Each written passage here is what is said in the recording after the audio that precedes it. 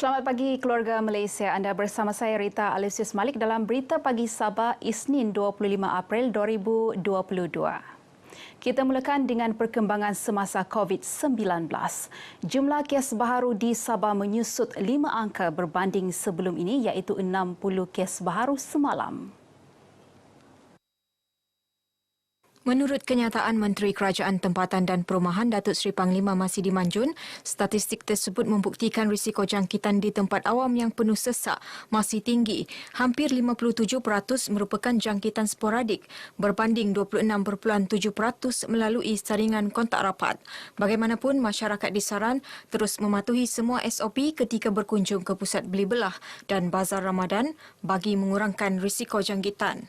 Seramai 58 pesakit berada dalam kategori 1 dan kategori 2 dan seorang pesakit masing-masing dalam kategori 3 dan kategori 5. Bilangan pesakit COVID-19 sembuh pula ialah 266 orang, manakala 200 pesakit sedang menerima rawatan. Tiada kematian direkodkan. Sebelum ke berita seterusnya, ikuti statistik terkini kes baharu mengikut daerah dan kadar vaksinasi bagi Sabah.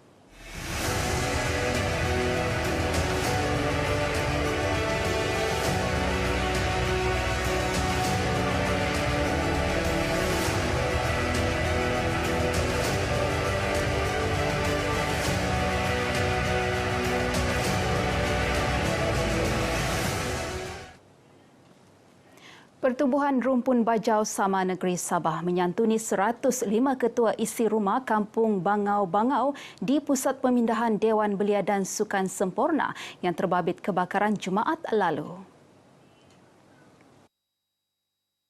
Majlis Tertinggi Pertubuhan Rumpun Bajau Sama Negeri Sabah, Datuk Abdul Hajan Gurimbang berkata pihaknya terharu dengan nasib yang menimpa keluarga terlibat. Lebih-lebih lagi umat Islam akan meraihkan Hari Raya Aidilfitri tidak lama lagi. Katanya sumbangan berupa wang tunai, makanan dan lampin pakai buang bagi meringankan beban keluarga terbabit kerana ada di antara mereka yang tinggal sehelai sepinggang semasa menyelamatkan diri.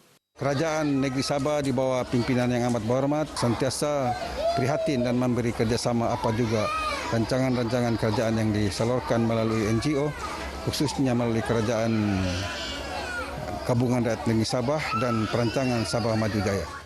Beliau berkata demikian kepada RTM selepas melawat dan memberikan bantuan kepada keluarga mangsa di Kampung Bangau-Bangau Semporna. Unit Pemimpin Pembangunan Masyarakat UPPM memainkan peranan penting kepada masyarakat dalam kawasan Dewan Undangan Negeri masing-masing. Pembantu Menteri Kerajaan Tempatan dan Perumahan Muhammad Hamsan Awang Supain berkata, masyarakat dapat dibantu menerusi maklumat yang diterima UPPM daripada rakyat yang memerlukan. Beliau mengambil contoh perkhidmatan oleh warga UPPM Sungai Sibuga dalam tempoh 2 tahun yang telah berjaya memainkan peranan mendekati rakyat dan mendengar apa diperlukan.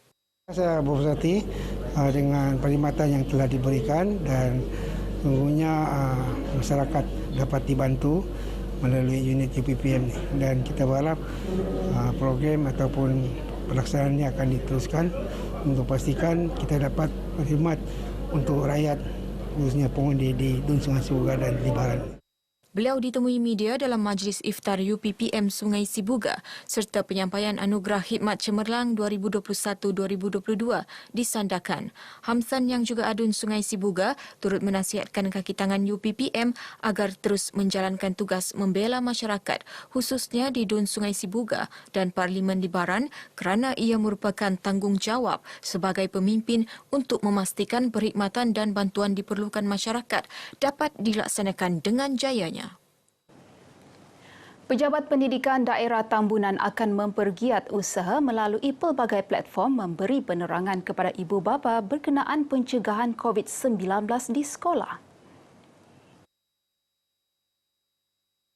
Pegawainya Haison Jahudin berkata ia termasuk memberi penerangan kepada ibu bapa untuk sentiasa menasihati anak-anak mereka agar sentiasa mematuhi prosedur operasi standard SOP di sekolah dan membawa anak mendapatkan suntikan vaksin COVID-19.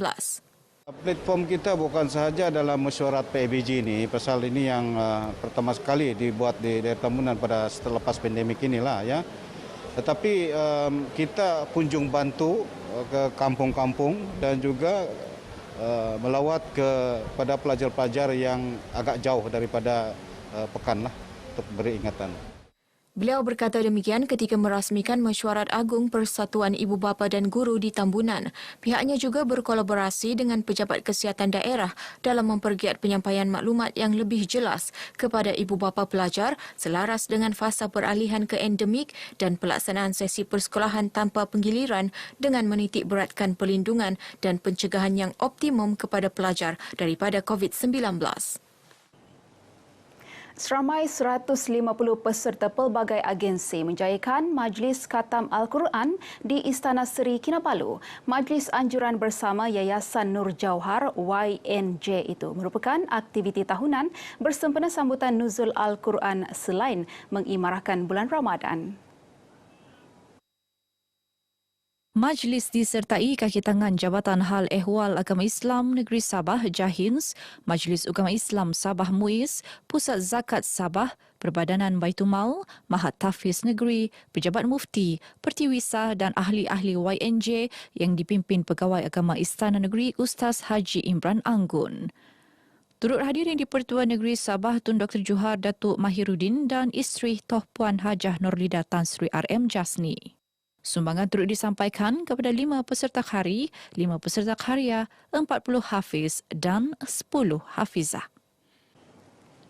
Program shopping raya untuk anak-anak yatim dan golongan asnaf anjuran Masjid Bandaraya MBR Kota Kinabalu seharusnya dicontohi badan bukan kerajaan NGO Islam dan jawatan kuasa masjid lain di negeri ini. Pengerusi MBR Datuk Abdul Jamal Tun Sakaran berkata, usaha itu penting bagi membolehkan lebih ramai golongan memerlukan dapat dibantu. Dalam masa sama memberi kegembiraan kepada mereka untuk membuat persiapan menyambut Aidilfitri yang bakal menjelang. Kita mengharapkan program seperti ini dapat memberi contoh yang baik kepada masjid-masjid dan NGO Islam yang lain agar dapat membela golongan asnaf khususnya dalam mereka merayakan Hari Raya Aidilfitri. Kerana kita faham ramai di kalangan golongan asnaf khususnya dalam masa COVID juga ini banyak yang terkesan. Beliau ditemui RTM selepas program shopping raya bersama 55 anak yatim dan golongan asnaf di Kota Kinabalu. Kami sebagai jamaah Masjid Bandaraya Kota Kinabalu sangat mengapresiasi dan mengucapkan ribuan terima kasih karena kami mengetahui bahwa untuk tahun ini tahun ke-6 pemberian baju Hari Raya kepada para asnaf yang ada di sekitaran Masjid Bandaraya Kota Kinabalu. Gembira dan senang. Kenapa gembira? Kenapa gembira dan senang? Sebab dapat baju raya lah dengan kawan-kawan. Sambut Hari Raya. Sebab boleh jumpa keluarga. Program ini merupakan acara tahunan MBR sejak mula dilaksana pada tahun 2016. Dewan Perniagaan Muslim Sabah DPMS mengagihkan 2,000 bakul makanan kepada golongan kurang berkemampuan terdiri asnaf, ibu tunggal dan anak yatim di daerah Kota Kinabalu dan Sandakan. Pengerusi DPMS Abdul Bari Habib berkata ia bukan sahaja bertujuan untuk meringankan beban golongan tersebut, malah bagi menyampaikan amanat penyumbang DPMS berkongsi melalui zakat kepada mereka yang memerlukan. Kita telah datang ke kampung-kampung, kita akan memberikan bakul makanan untuk orang yang tak kemampuan. Kami telah mengambil hasil kewangan atau barangan mentah macam tepung gula, ambil daripada peniaga-peniaga kami, daripada dewan-dewan kami, agihkan kepada fakir-fakir yang tak kemampuan. Beliau berkata demikian kepada RTM dalam majlis sumbangan bakul makanan di Kampung Cenderakasih Kolombong, Kota Kinabalu. Dalam pada itu, Mufti Kerajaan Negeri Sabah, Datuk Bongso Aziz Jaafar, turut menyokong usaha DPMS membantu golongan memerlukan. Dewan Perniagaan Muslim Negeri Sabah alhamdulillah telah berusaha untuk membantu masyarakat sekitar. Jadi saya ingat usaha ini amat patut disokong dan amat dialu-alukan kepada banyak lagi NGO dan dewan-dewan perniagaan di luar sana yang boleh menyumbang kepada masyarakat setempat. Tanggungjawab terhadap keselamatan kebakaran seharusnya tidak diletakkan sepenuhnya kepada Jabatan Bomba. Sebaliknya, ia adalah tanggungjawab semua pihak.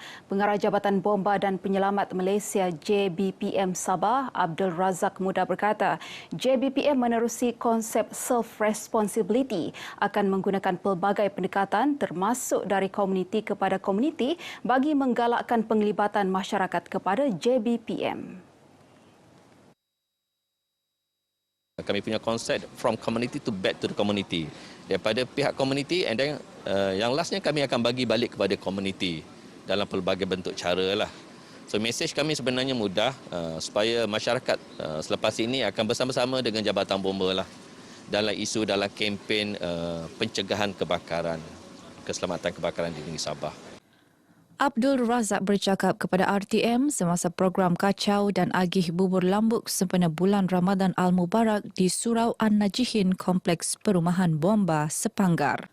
Program tersebut merupakan anjuran bersama Persatuan Anak Rantau Kedah di Sabah Parkes dan Adabi Sabah. Dapatlah kita agihkan kepada penduduk-penduduk di sekitar Selaman dan juga kawasan Sepanggar dan juga di masjid-masjid dan surau di sekitar sinilah. Alhamdulillah, kita harapkan program ini kita akan laksanakan di tahun akan datang dengan kerjasama semua. So pihak kami bekerjasama pada tahun ini untuk bulan puasa ini sebanyak 100 periuk telah dibuat termasuk dengan hari inilah 4 periuk. So lebih kurang 30,000 paket bubur lambuk telah diagihkan kepada masyarakat setempat dengan kerjasama dengan pelbagai pihak di Sabah. Sejumlah 1,500 bekas bubur lambuk diagihkan kepada penduduk setempat dan pelatih Akademi Bomba Sepanggar. Turut hadir pengarah penyiaran RTM Sabah, Zulkefli Muhammad. Baik, saudara, paparan itu mengakhiri berita pagi Sabah. Lengkapkan status vaksinasi anda. Dapatkan suntikan dos penggalak. Saya Rita Alisius Malik, salam hormat.